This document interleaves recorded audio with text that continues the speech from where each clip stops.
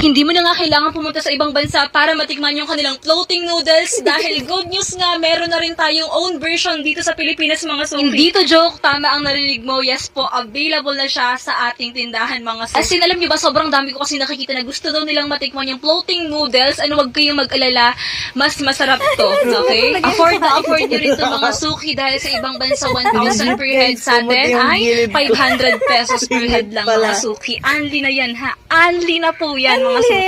Ayan mga suki, ayan, napakasarap yan, malinamnam, tamang-tama ang timpla at siguradong babalik-balikan mo talaga.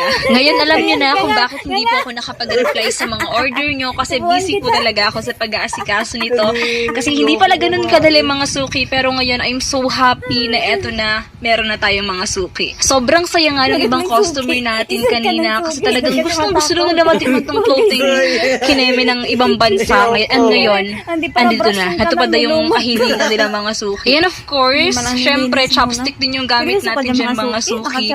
Ayan, pumunta na kayo dito mga suki. Ayan, pasensya na po ha kung medyo mahaba ang pila. Ayan, tsaga-tsaga na lang po mga suki.